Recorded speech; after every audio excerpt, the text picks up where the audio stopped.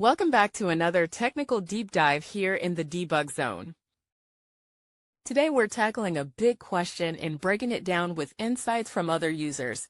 Hopefully this clears up some misconceptions and helps you get the answer you need. So buckle up, stay a little curious, and let's jump right in.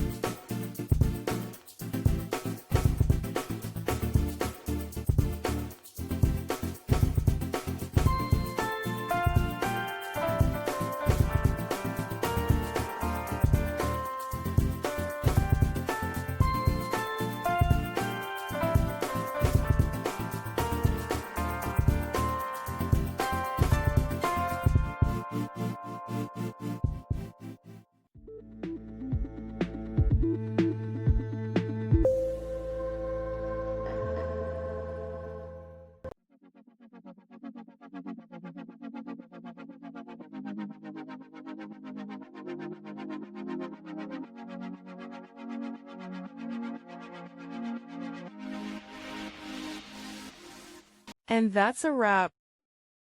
I hope you found the answer you were looking for. If you did, take a second to hit that subscribe button. It really helps out. And let me know in the comments which solution worked best for you. See you next time in the debug zone.